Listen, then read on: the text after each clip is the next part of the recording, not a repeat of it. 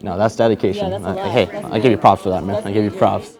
Thank you guys for coming. This panel's or discussion is how to grow a strong personal brand. Just a little background. My name's Tyler Boronski. What I do is I interview a lot of celebrities on YouTube. I've been doing that for a few years. So I started in sports. I pretty much did a lot of baseball interviews for a while. And then I moved to Florida near Disney World a couple of years ago. And I expanded to do more actors and more big YouTubers and interviewing them. So I've kind of interviewed all types of people now, and that's been fun.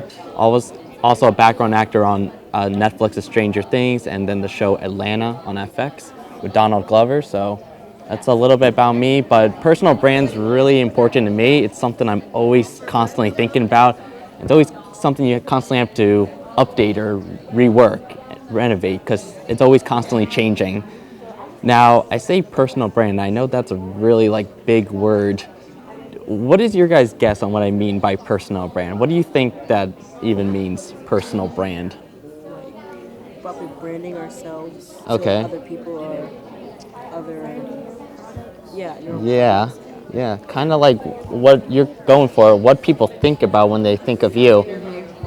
What do you think it means? I think it means where you have a reputation or something, and you're on the internet and your fans that they know you for something, for you to be interviewing. Yeah, Oh, Tyler, the interview interview. guy, right? I think you might have read my notes because it has reputation right there in big, bold letters. That's exactly what I was going for, reputation. Exactly. When someone thinks about you, what are the first thoughts that come to mind? Is there any YouTubers you guys really like? Who are some YouTubers? Yeah, you go. Infinite, Who's that? Infinite or Infinite. Infinite. What type of videos do they make? He does reviewing, he'll watch videos and then say what he thinks about So them. react to Yeah, it, kind of. Awesome. Who's someone you like? Dancing and Okay. What type of videos do they make? gaming. Gaming? Any for you guys?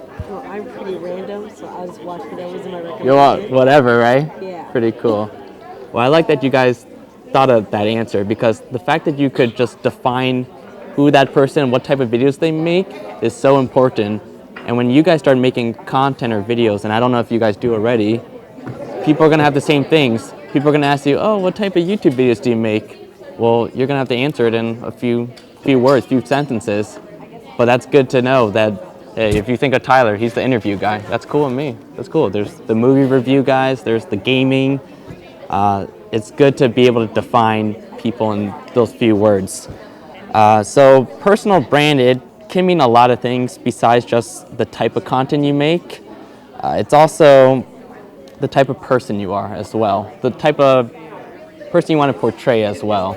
I also forgot to mention in the beginning, if there's any questions you want me to clarify anything, just feel free to say it and interrupt me. That's not a big deal, because I want to make sure this applies to you guys. But just also knowing the type of person you want to portray on the internet, that's really important. That might be even more important than the content because your personal brand is such a it's a long-term thing, right? Your reputation carries weight. Your name carries weight. Believe it or not, even now, your name means a lot and there's something to it. So that's always important to remember that everything about personal branding is related to the long-term game. That's always something to focus about. And we mentioned personal brand means reputation. That means platforms maybe don't define you, but your reputation will. You guys see those Instagram people, people on Instagram, they have a lot of followers, right? Well, I'm gonna tell you guys the truth right now. Platforms die. Platforms come and go all the time, Can you tell them what you mean by platforms? Sure. So what I mean by platforms like Instagram, YouTube, but probably not YouTube right now, but like Twitter, Facebook, Snapchat, they're great right now, right? They're really popular. But there's always going to be a new platform, that comes and go. Have you guys ever heard of Vine? Yes. Vine? What do you guys know about Vine? What funny videos, right? Yeah. It was like they make 6-second videos. And they're really funny, right? I love them as well. And then just one day randomly, a couple years ago, it just vanished. No one, well, to the public, no one saw it coming. I talked to some influencers, they kind of saw it coming, but to the public, it just got rid of it. Gone. Boom. You guys see Avengers? This guy snaps his fingers. It was kind of like that for Vine. So like imagine all those people on Vine that had like millions of followers and it's just gone. Just like that. No expectation. Now, I don't know if you guys know, some of the big Viners went to YouTube and became big YouTubers as well. But only the people that developed a good personal brand, that kind of even thought about it ahead of time, maybe expected it, were able to make that shift. Or even if they didn't anticipate it beforehand, they built such a good personal brand maybe on their Vine or social media that their fans, they followed them to YouTube. They found them on YouTube. There's a guy named David Dobrik who's really popular. Same thing. He was on Vine and now he has done even better on YouTube. 12 million followers. Being self-aware too of, like I said, the content you want to put out and the type of person you want to be on the internet. Self-aware is so important in this because I said you constantly have to reinvent yourself and think, be on your toes to think. Can you share what you mean by Yeah, self-aware? so what I mean by self-aware or self-reflecting is just asking yourself, like, is this the type of content I want? Is this the type of videos I want to put out there? Is this really me? And to get that, maybe you have to ask a mom, maybe, people that you're friends with, people that you trust, like, hey, is this like good content? Is it, you know me well, like, is this my personality I'm showing right now on the internet? Or is this something I want to show? So asking maybe your friends or people you trust to help you realize, what are my strengths? What should I put out there? What should I not? And ask yourself, maybe I like to do a pros and cons list a lot for things, like what's good, what's bad, what works, what doesn't. So I think that's always important to do. And if you do that, that if you go after this event and you like outline maybe what you think or what you're good at and what you're not, like you'll be ahead of so many people because no one thinks about stuff like that. And that's why I like events like these, social media events, because you guys have such a head start about thinking about your brand. I would have never thought about anything like this, ever. Never even, I wish I could have went to a convention like this when I was younger, where you get to think about social media. It's pretty cool. So that's something to keep in mind. To add to that, were any of you guys here in the beginning for Annie Rose's talk? So to piggyback off what I've been saying, Annie talked a lot about the word hope and that she wanted to be very positive. It's also important to think about the message you want to maybe share to your followers as well. That's what Annie talked a lot about. She wants to be a positive influence. I interviewed her yesterday and that's what she said. Positive influence, a lot for younger girls, and just hope. So she does a good job showing that. I think she's a really good example for you guys to follow. Someone that's closer to your guys' age, that really gets it about branding. So Annie Rose, I think, is a good one. And the great thing about personal brand is you guys can shape it. You guys get to decide. Listen, I'm not here to tell you what your personal brand should look like. It's not my decision, Some people, like I said, Annie, she's very nice, very positive. And that's important to her. And I think that's great as well. But I'm not here to tell you what you should be on the internet. That's up to you to decide. So I think that's a great thing. But I say that with caution to not be fake and be authentic to yourself, because the internet exposes fake. We can see through fake really easily. We can see if you're not, like Lily Kate said earlier, when she knows when she's making a video that she's not really being like fully her, like she's smart to just stop recording because people can see through fake very easily, and if you're not really being yourself. So that's what I would say with caution. With yes, you get to shape your personal brand, yes, you get to decide, but make sure this is truly you. I don't know if you guys are like fans of any of these YouTubers that are been at this event, but hopefully if there's anyone you've met here that you've watched before, my hope is that they're pretty similar to what you've seen in their videos. it's funny because it sounds so like simple, right? Like just be authentic to yourself, but for some reason people struggle with that. And the people that are authentic to themselves, that you can tell they're pretty genuine people, like they shine, like they really shine, which is just so funny because it just seems common sense. Be true to yourself, but it seems a little bit harder than said. So I would also say to that is, not to transition too much, but did you guys hear when Lily was talking about trends earlier? How to maybe make videos about trends. So I have a little different thought process about this. I think you should make videos that you want to make, that even if maybe they don't get quote unquote the most views, or they're not the most clickbaity or trendy, if you should, I think you should just make videos that make you happy at the end of the day. Yeah, I'm gonna be honest, I don't have like a super huge following or whatever, but I really like the type of videos I make, and I would not be ashamed if someone watched my videos. And I think that's something important too. Post something that you'd be proud if they showed it up on the board as well. So as far as trendy, making videos that are popular, like trendy, if it fits with your brand, I think sure, go for it. Like that makes sense. But if you're trying to do a eating challenge to your friend and it's just weird to you, it just feels uncomfortable doing it to you, and you're like, why am I eating 6 packs of Oreos? I don't know, like in front of a video. Then just don't do it. Yeah, go for it. Do you have like a personal brand board that like reflects what your brand board, what your brand is, what you want your brand to be about, or what values you want your brand? Yeah, your yeah, brand to sure. reflect? I don't Are have there a things you do sure. regularly to build your personal brand? Yeah, I mean, I'm always thinking about. So I don't have a written out thing, but I know my core values in my head.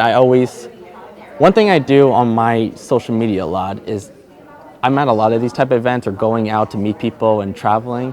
So I just like documenting the process of that. And I know that's interesting for people to just see the day to day. I don't shove in the face like, oh, I'm at meeting this person and doing this event, but I just show it. So I know when I talk to people or I get messages from fans, it's like, wow, Tyler's everywhere. Tyler's doing this, Tyler's doing that. And that's the personal brand I've tried to develop, that he's always on the move, always trying to educate as well. My interviews are more sit down, longer form, educational type. So, but that's just the style I've gone for. It's more sit down, raw. So that's really like, I always try to think about, that's the type of interviews I want to do. And then on social media, how do I show the process? How do I show the process of my career, my life? Because this is important, and fans like that as well. Once they get invested in you, then you've built loyal followers, and at the end of the day, that's what you want to start, is people that care about your content. So it's hard these days now with the numbers, right? There's a lot of people with a lot of big followings, but like I said, you can see through if they have like 100,000 followers and they got 100 likes on a video or on a photo, let's say, like you can tell it's probably not fully true followers, authentic. So I would always focus more on engagement as well. The type of comments you get, if you get messages, because I think that dictates more about loyal followers. Did you guys even hear that Instagram might get rid of the likes? Yes. They might not show likes at all. Yeah, you'll be able to see it, but Your followers can see it. They're testing it in Canada right now. Exactly. And to be honest, I know there's some some big influencers are scared because, how do you deal with brands, but how do brands see it? But there's different ways you could follow it, but I'm actually down for it if they got rid of the likes. Forget about the numbers so much. Let's focus on the content, the quality of the content. So that's What just. about consistency for building a personal brand? Yeah, I think so too. I think Lily actually in the morning had a great answer to that if you're just starting off, just being consistent is so important. Just getting in that mode of always, what's next, what can I create next? In that creative mindset, because there are so many people, and I have a lot of friends that want to start YouTube and they make exactly what Lily said, 3 to 4 videos in the first week. Man, I love it, but you have no followers at this point, and you're worried about the followers because today everyone's worried about numbers, then they just give up. They just give up after 4 videos. Maybe not a high view count, and that's it. And then they stop making videos, and they're like, okay, I'm done. So just being consistent, not worrying about the numbers, and actually, hopefully, if it's for you, loving the process of it. It's all about loving the process, you know?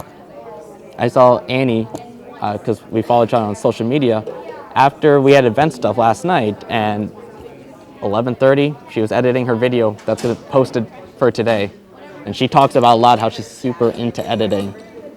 Not for everyone, not everyone's super into editing, but that's a passion of hers, so that's part of the process. So yeah, hopefully did I answer your question? Yeah. I didn't want to go too much a tangent, but yeah, I think I was saying earlier, documenting is, I think, really cool. You know, why do you guys think vlogs are really popular, right? People vlogging. Why do you guys think vlogs are so popular? Because like they get to see what other people are doing and get an idea of what they want to do, or Okay. how they can do vlogs if they want to. Yeah. I think any Showing them their lifestyle, yeah. how they live. Yeah. It's interesting, right? For some reason, yeah. We like seeing people in their most raw and pure form. We like seeing people's days. Even if you think you're having a boring day, people still watch someone's vlog. You know, Annie says sometimes she doesn't even know what she's gonna do for the day. So her default is, let's vlog my day. And people still like that because people just like people with their guard down, you know, just showing their days. And that's why I think even podcasts are pretty popular right now too, because that's even more to the extreme. You literally just sit down with the guests. Anyone can do these. Anyone can vlog, can take your phone out. Anyone can do a podcast now, and you can just record, and you just talk. And that's pretty cool, and I think that's why they're doing well, because it's almost taking vlogs to the next step, like even more raw, just talking. So, and I think that's really cool. I can say as doing interviews, when you interview a lot of like celebrities, they're used to doing interviews, so they get very, I don't want to say political, but they kind of know how to answer your question without really answering your question. So one of my jobs as I just hit my mic, but one of my jobs as an interviewer is to make the guest as comfortable as possible beforehand, because I want them to have their guard down. I want them to give me good answers. So that's one of my challenges, but I know when I can do that, it turns out to be a better interview. It really does, because it's all about the responses from my guests. So, but I would also say, let's say you're not into vlogs, right? Let's say, because I'm gonna be honest, I tried 1 year of vlogging my like events I go to and games, like, you know, bring my phone, bring my camera. I felt so uncomfortable, guys. I felt so uncomfortable just like walking down, hey guys, I'm at blah blah blah. Like, I felt so weird holding a camera and, you know, people in public like that. That's not for me. It's not my style, and that's okay. I realized that. I was like, I'm not doing this again for, you know, I'm just gonna stop doing these. But I think, let's say you like to create things that has more editing or more quote unquote production, or you're not really maybe necessarily talking to your audience. My videos, I don't actually talk to the audience that much because I just have a guest. So it's not like a vlog where you're talking, hey guys. But let's say you don't like doing that stuff. I think documenting the process on social media is a cool way to do it. Do any of you guys make videos or Instagram? Yeah.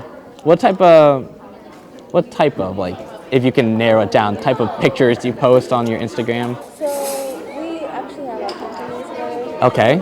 So we do like we make music. We have like shirts that like have some of our lyrics of our songs. We are coming out with a book of like how we got started and the whole process. And we haven't been doing YouTube as much, but Okay. we usually do like challenges kind of. Yeah. And I've been wanting to do vlogs, but we don't have a camera. So Okay. we don't really. Is that a phone or is that an iTouch? Right? Does that have video at all or no?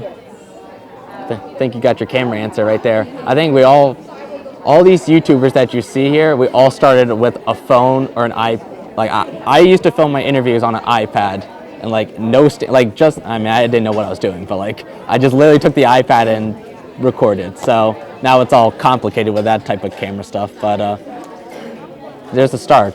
And if you got a video camera, you can vlog, you can make videos. So, but that's interesting. I think, so you said business, you make shirts with lyrics, and is there anything else you just said? We do like gaming CDs. CDs. We also interview celebrities also. Cool. And we are coming out with a book.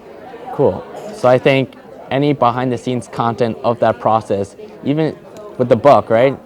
I don't know how much you guys can share, but like behind the scenes videos of literally you two talking about developing this book. That's super interesting to people. Super interesting. I would watch that any day. Follow your social media for that. Same with those song lyrics, the t-shirt, process. If you, let's say you got a new shipment of t-shirts.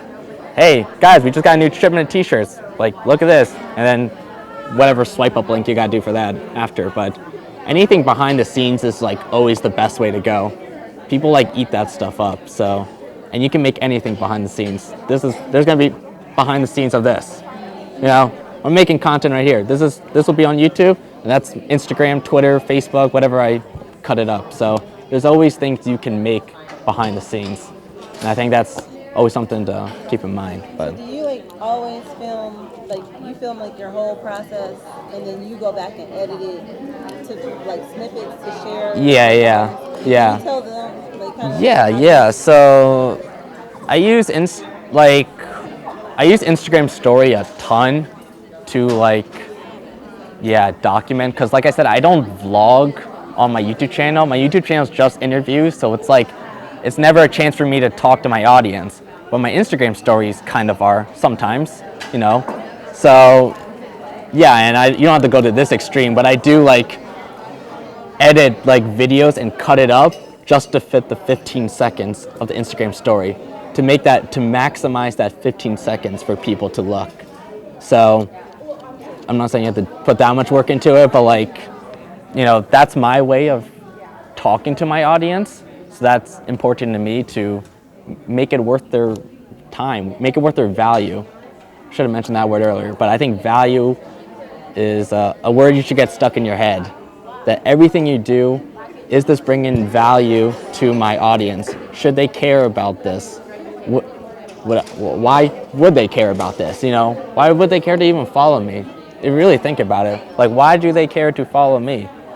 They don't know me, So that's always something to consider. So you think about if it would be interesting to them? If it's interesting to them, yeah, I think so. So yeah, because let's say for this event, right? There's a lot of million photos from this event, right? So I just try to choose. I could post 100 million things on the Instagram, but I try to choose something that's interesting. So I did an interview yesterday, chose 15 seconds from that interview and posted on my Instagram story. A part that was good in the interview that's maybe could bring some value, could bring some insight to a follower of mine that maybe they wouldn't have known before. So it's just something to consider, I have a question. So do you guys have any hopes that aren't social media? Do you guys have interest in acting or entertainment type stuff? Okay. I kind of fit more in the entertainment side too. Yes, do social media, but my career at the end of the day is not going to be based off my number of following on social media. I'm going to eventually, hopefully, work for someone because of these different events that I do. So I think for social media people, I talked about platforms, how they come and go. The good ones can just, transfer over to the next platform. But I think for entertainment, any stuff you document is good for employers to see in the future, or opportunities. This event reached out to me, and I don't have a huge following, but it's just because of the brand that they saw my work online, and you just need the right people to see the work. I'm not getting a million likes or whatever on a photo, but I got Laura, who runs this event, to see it, and she said, "Oh, you should come down to Atlanta."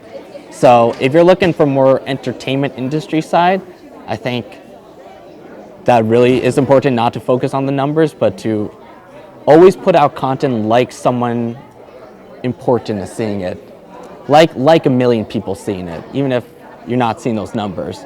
That's why it's always important to put out good work, always, and something you're proud of, as I mentioned earlier.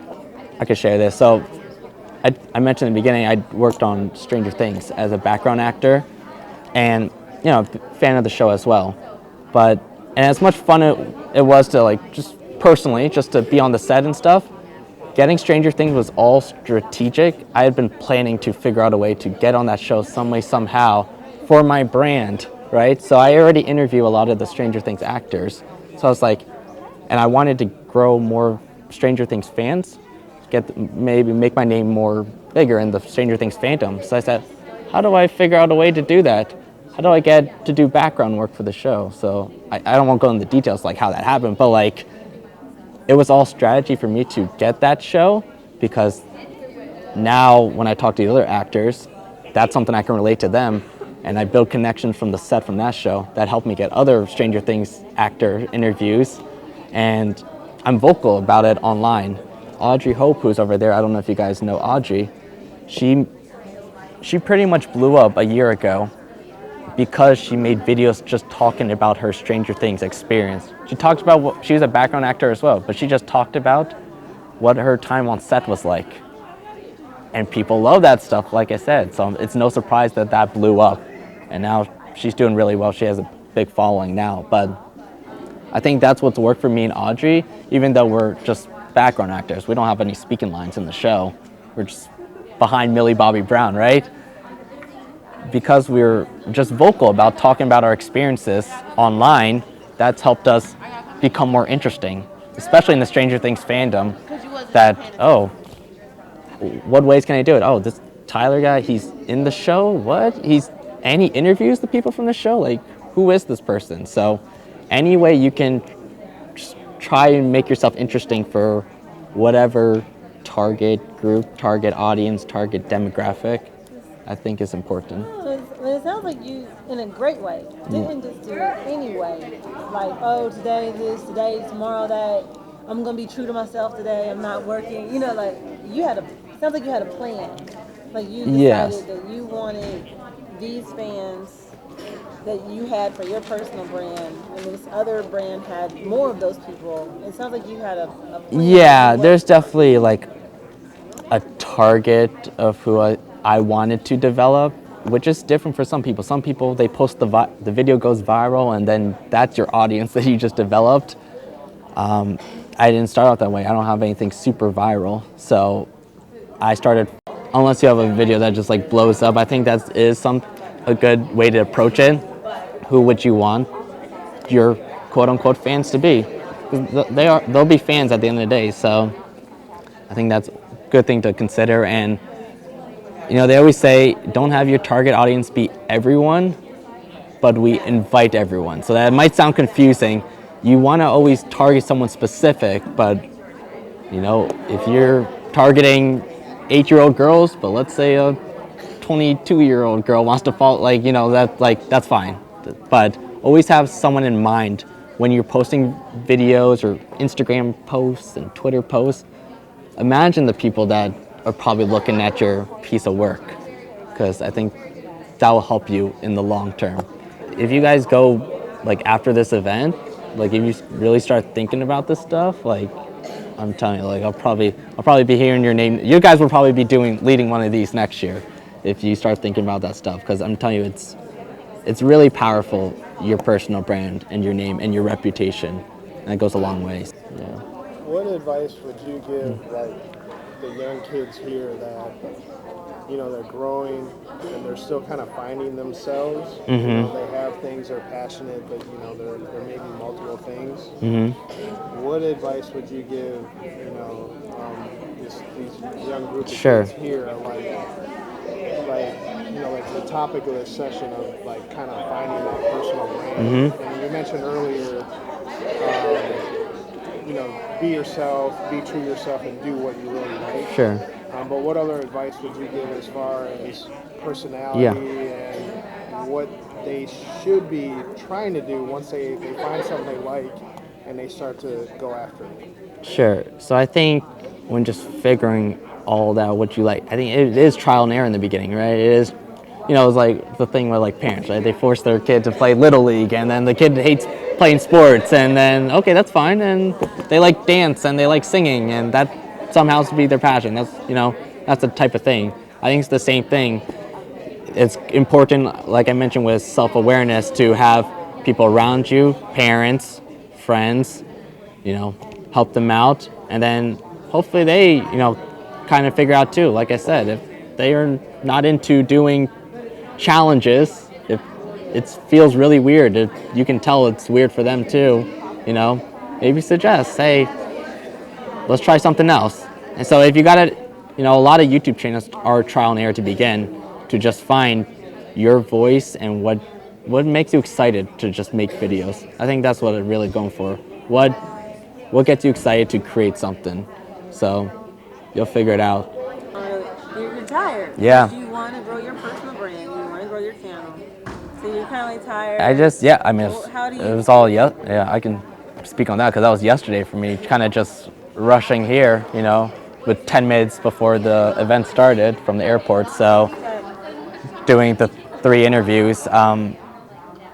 But that's why, luckily, I found something that I really enjoy doing. So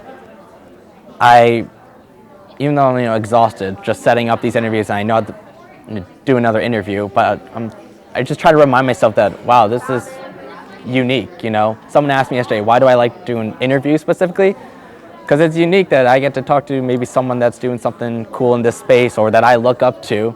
So I try to remind myself why I'm doing this video, why I fly all the way to Atlanta to come do an event like this, So it can be tough. It can be tough sometimes. I'm gonna be honest. It's really tough to hype yourself up, but that'll come over time. One more practice too, just learning how to develop that energy. But if you remember why you love making videos or process, and literally constantly always be grateful. Remember this makes you happy. I think that will help a lot. So, thank you guys so much.